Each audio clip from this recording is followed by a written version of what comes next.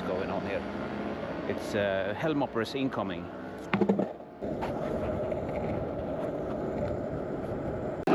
Today I'm gonna fly a flight simulator with a full equipped Viggen. Viggen is the old Swedish fighting jet that was in service until the end of the 90s.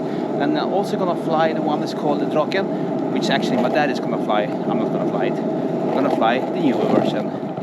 And yeah, it's pretty cool simulator actually. It's a full equipment cockpit with all the stuff that was in there back in the days. So yeah, let's do it. Jump into it for a 2 hours car ride to get to the location. See you.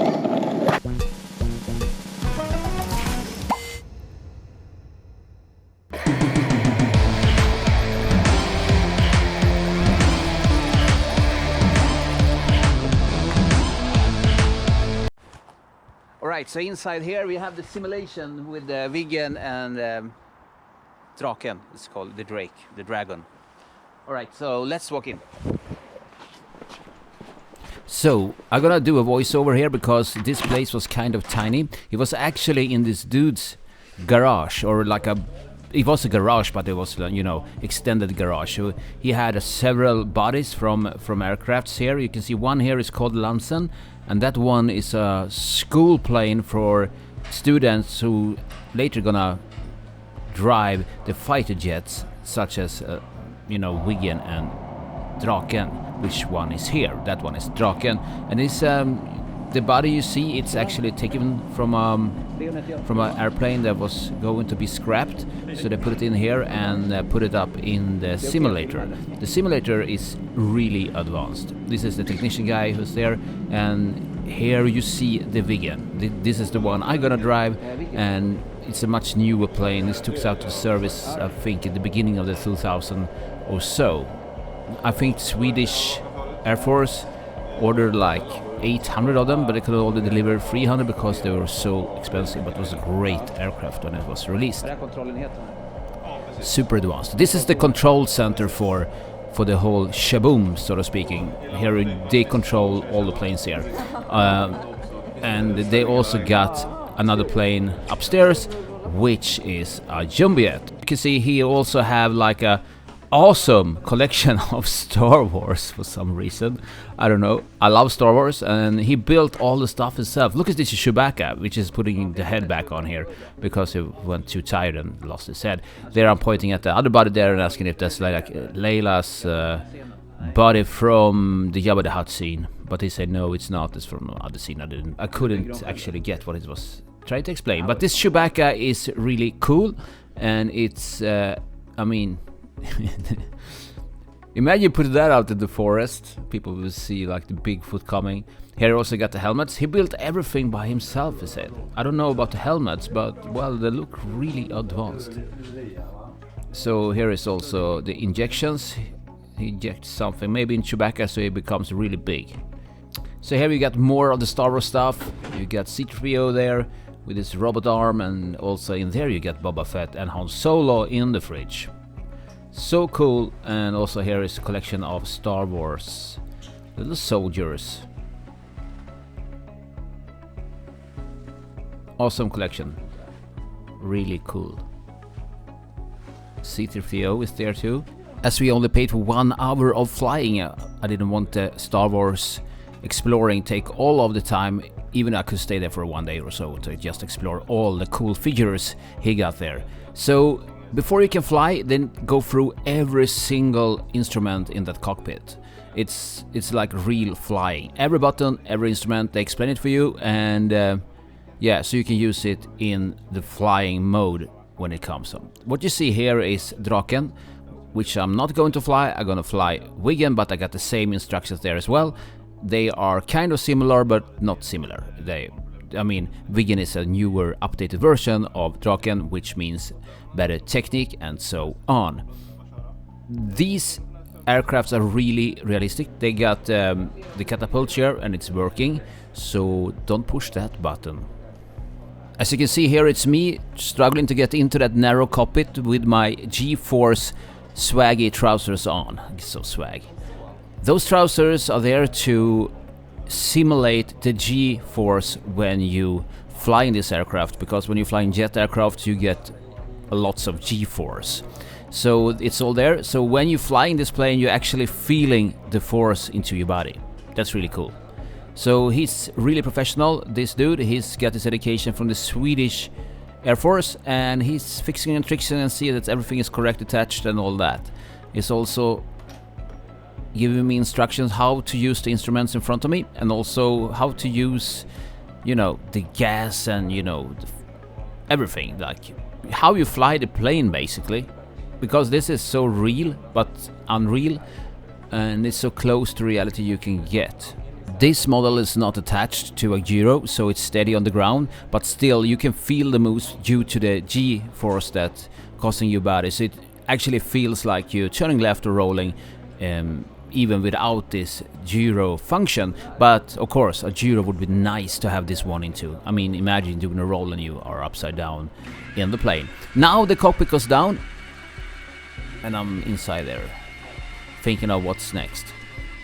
And what's next is that we are going to take off, but first he's showing me where to put my nose and also how much gas I should put, so I don't go full force straight out of the hangar into a tree.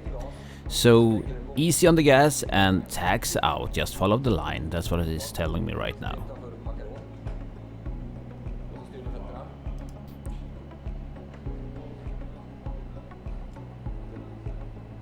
And also fixing up.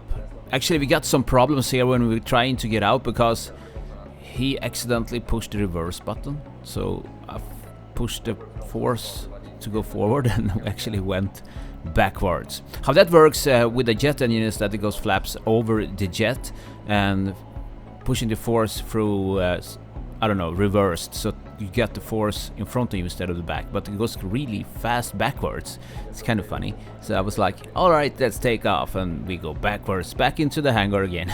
So, but it was not my fault. No, it was not. I'm a noob at this, so he was supposed to show me, but well, he accidentally pushed the button wrong. But we solved it. So finally I was ready to take off. You can see me here lifting up. You can't feel actually kick when you blast off, that's sad, but your suit will simulate the G-force. As I told you before, this suit is really important for the feeling of it. So the instructor is here telling me what to do and what to push and what not to push, and how to bring in the wheels into the plane.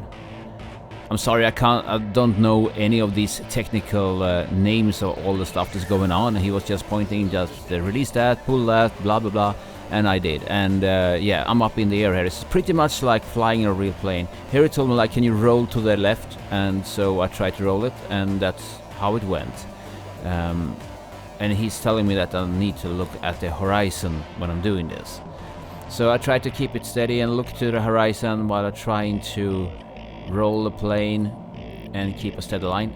And also he's showing me how to quick turn, so you don't need to go like from Sweden to Poland to turn that plane around. You can do like quick fighting turns around, and this is actually the strength of Viggen overall. Here I am trying to find my dad and shoot him down.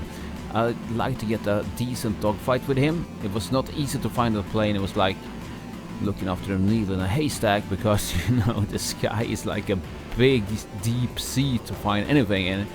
And finally I got a flick on my dad with his Draken, and me in Viggen here trying to catch him up. He was under me, and I got locked on him, and I went to fire at him, but he got away for some reason, which I don't understand, because I got him locked in. I don't believe he know what happened either, because he didn't realize that I was behind him and firing at him.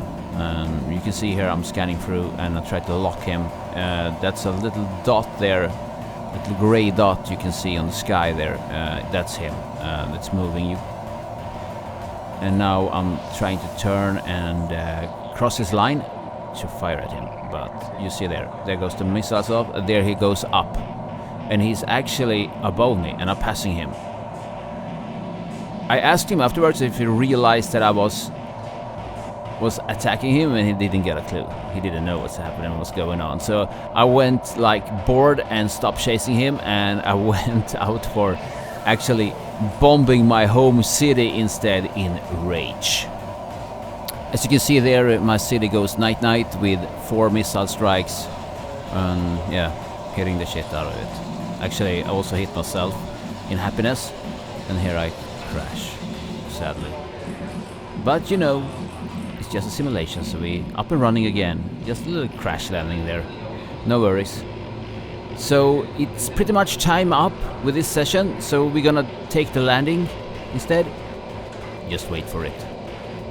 So here I am on the in run for my first time, and I'm a beginner, and I'm taking ground just there. Just a couple of meters before the line, but it's pretty good landing. I'm kind of proud of it. I mean, it's the first time, what do you expect? I took down the plane, no crashing, just, you know, a nice little landing there. It's like soft landing. The funny thing is that when I stopped this plane and standing totally still, thinking of how great this flying was, and you know, looking at the views and yeah, feeling it's okay, my dad passed me just like that. I was standing still on the landing, and he was just passing me, just super close. It was so close to crash at me.